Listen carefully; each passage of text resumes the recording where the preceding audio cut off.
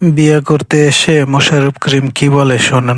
মোশাররফ করিমের ডায়লগটা অনেক সুন্দর ছিল, বেড়ে নেয়। কি কাজ করো? মনে করেন মাটি কাটা থেকে শুরু করে আর রাজমিস্ত্রি পর্যন্ত, জুতা সেলাই থেকে চণ্ডীপাঠ। তা তোমার পড়াশোনা কদ্দূর? আমার পড়াশোনা মনে করেন matric fail, diploma engineering, honours masters, কোনো কিছুতে কিছু যায় না। খুব মজার মানুষ তুমি।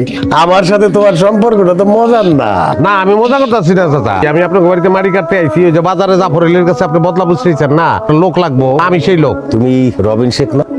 এই, তুই বসে রইছিস কেন? ওঠ, মাটি কাটতে আইছস, এখানে বসে রইছস। আমি নিজের সবসময় ফিট বাবু কই, মানুষে সবাই আমার কয় সদরঘাট বাবু। মানছে আপনার সদরঘাট বাবু কয় কিল লিগা? ওই যে উপরে যা ফিটফাট, ভিতরে সদরঘাট। তুই আমার চোখের সামনে থেকে যা। তোরে আমার আর সহ্য হইতেছে না। যা কইতেছি, তোর এইসব পোশাক পরা আবু মার্কা কামলা আমার দরকার নাই। আমার দরকার লুঙ্গি গামছা পরা কামলা। এই যে দেখেন, তোর এই যে লুঙ্গি আছে, এই যে গামছা, এই যে লুঙ্গি, আমি এই লুঙ্গি গামছা পরে কাজ করি, কামলা হিসাবে আমি ভালো। আমি এক কোপে যে পরিমাণ মাটি উঠাইতে পারি, আপনার 5 জন কামলা ওই মাটি বহন করতে পারবো না। তোর চাপাবাজি বন্ধ কর। ভাল লাগতেছে না কইতেছি না। যা এখন, যা। রতন তোরে দেখাই দিব কি কাজ করতে হবে, যা।